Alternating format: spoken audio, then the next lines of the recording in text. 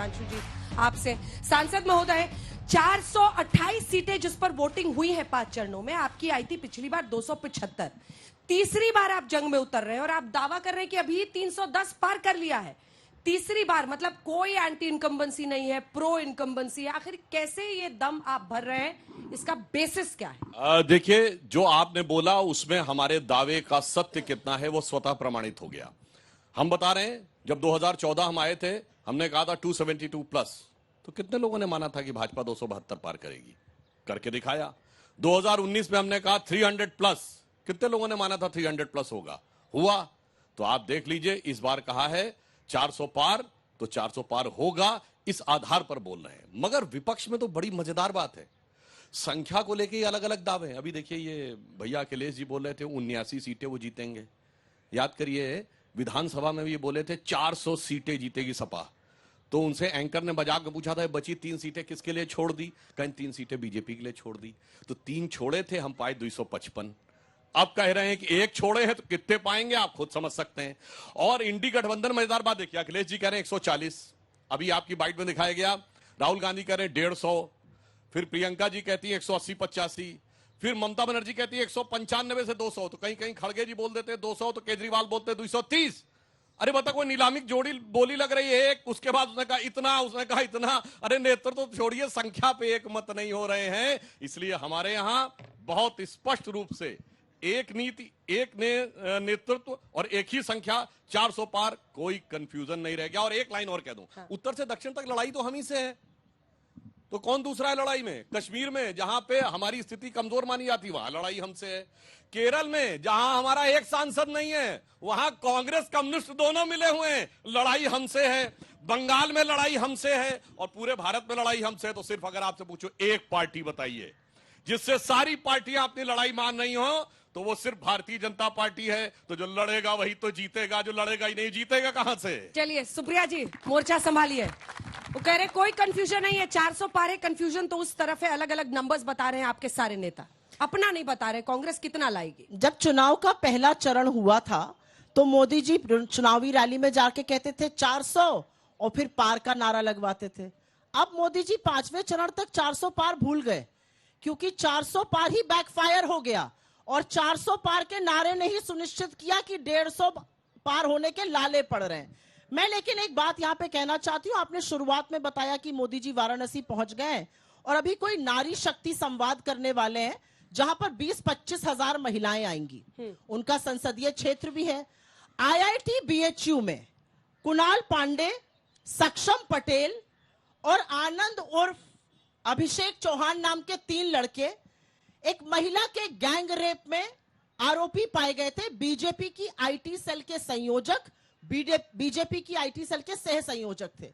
मैं चाहती हूं कि नारी शक्ति संवाद अपने संसदीय क्षेत्र में नरेंद्र मोदी जी IIT BHU के इन दरिंदों पर भी बात करें और माफी मांगे कि कैसे इन लोगों को उन्होंने अपनी पार्टी में रखा हुआ था। वाराणसी में है तो जरूर एक सांसद होने के नाते बात करनी चाहिए।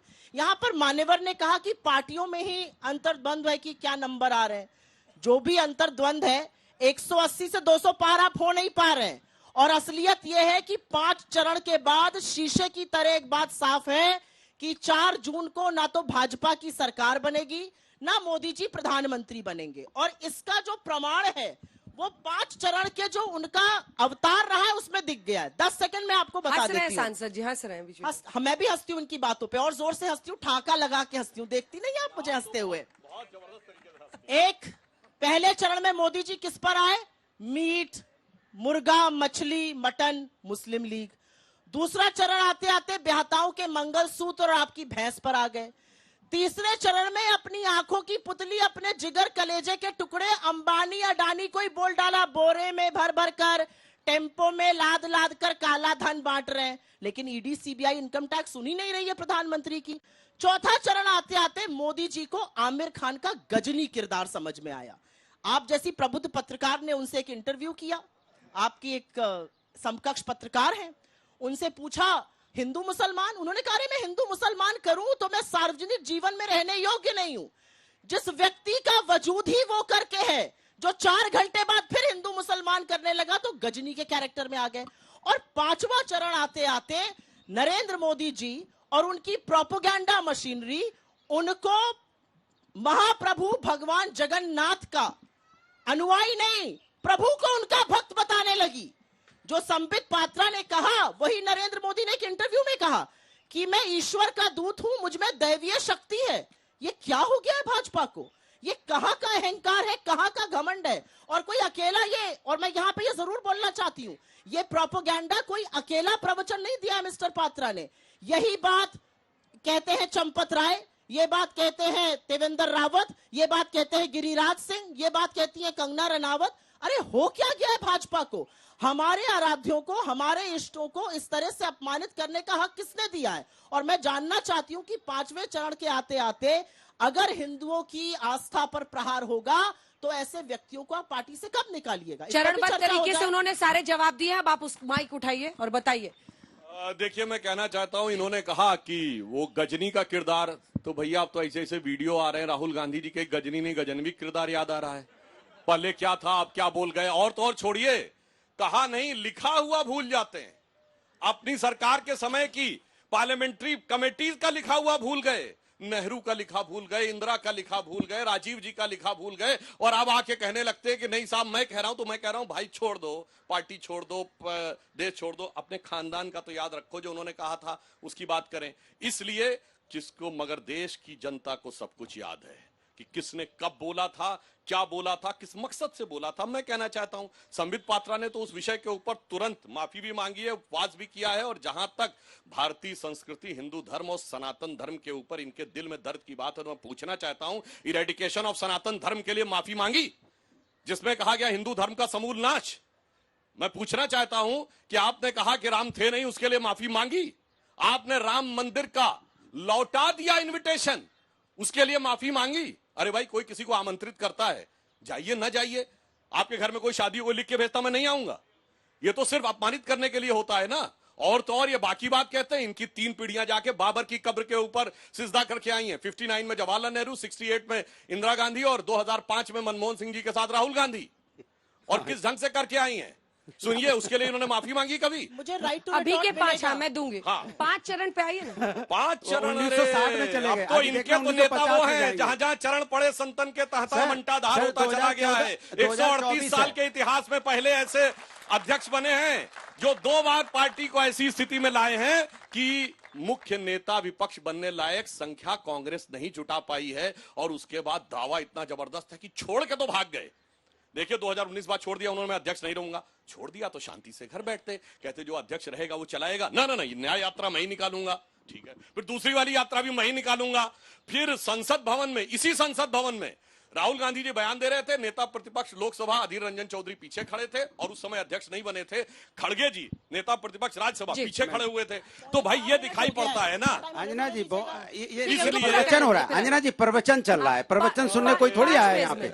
ये बात कर रहे हैं, ये बात कर रहे हैं कांग्रेस की, वो सुनना चाहते हैं अपने रोजगार की बात। सुनिए, गठबंधन का सुनिए, बनेगा आपको क्या गठबंधन की बताइए, हकीकत सत्ता पक्ष में आपने क्या क्या जनता के लिए, आप बताइए, बच्चे बैठे उनके लिए क्या क्या आपने रोजगार के लिए, महंगाई के क्या क्या आपने बताइए, आप छात्रों के लिए क्या क्या बताइए, 1960 गिनारे, 1950 गिनारे, वे 2024 की बात सुनना चाहते हैं। कमाल की बात कर रहे हैं आप। अनुराग जी बीच में नहीं, अनुराग जी देखिए, सुप्रिया जी नहीं, पहले सुप्रिया जी जवाब देते, छोटा सा जवाब वो देना चाह रही, क्योंकि राहुल जी पर ऐसे लिखा है उन्होंने, उसके बाद छोटा सा नहीं दूंगी, थोड़ा लंबा मैं भी दूंगी, जितना लंबा वो आधा देने दीजिए, टाइमर लगा लीजिए, बोलिए। छोटा सा नहीं दूंगी, थोड़ा सा लंबा दूंगी। समझा लीजिएगा, पूरा जवाब जलेबी ना बनाए नहीं बोलेंगे हम, ठीक। अनुराग जी यहाँ पर इस देश के युवा, यहाँ पर इस देश का भविष्य बैठा हुआ है, इनके सामने जलेबी बनाने से आपको क्या मिलता है, मैं ये जानना चाहती हूँ। ये पूछ रहे हैं कि 10 साल सत्ता में रहने के बाद आज जब हम चुनाव के मुहाने पर आए हैं, एक बार प्रधानमंत्री मंच से रोजगार की बात नहीं करते हैं, एक बार प्रधानमंत्री अग्निवीर पर माफी नहीं मांगते हैं, एक बार प्रधानमंत्री महंगाई खत्म करने की बात नहीं करते। अरे आप तो ऐसे प्रधानमंत्री बन गए जिन्होंने आटा दही पढ़ाई दवाई सब पर जीएसटी लगा दिया। आप तो ऐसे प्रधानमंत्री बन गए जो ब्रजभूषण को शरण देते रहे, और उसके बाद महिलाओं के साथ जो हुआ यही हुआ, यही घसीटी गई, यही उनको रौंदा गया। ये मैं पूछना चाहती हूँ, और मैं पूछना चाहती हूँ, आज कोर्ट ने चार्जेस फ्रेम कर दिए ब्रजभूषण सिंह के खिलाफ, आपकी पार्टी ने क्या किया? आपकी पार्टी ने क्यों उनके परिवार को टिकट दिया? देखिए दिक्कत की बात क्या है कि मोदी जी सलमान खान के कैरेक्टर से बड़े प्रभावित हैं, कभी आमिर से, कभी सलमान से। सलमान खान का एक डायलॉग था, जब मैं फैसला कर लेता हूं तो अपनी भी नहीं सुनता। जीएसटी का विरोध लिखित में किसने किया था? गुजरात के तत्कालीन मुख्यमंत्री नरेंद्र मोदी ने। अब कौन कहता है मैं जीएसटी लाया? नरेंद्र मोदी। खाद्य सुरक्षा अधिनियम का विरोध किसने किया? लिखित में किया नरेंद्र मोदी जी ने। अब कौन दिन भर बोलता है 5 किलो राशन? नरेंद्र मोदी जी। आधार का विरोध लिखित में किसने किया? नरेंद्र मोदी जी ने। तो दिक्कत की बात यह है कि जब चुनाव का वक्त आया, देश की जनता जानना चाहती है। 10 साल आपको प्रचंड बहुमत दिया, आपने 10 साल में हमारे लिए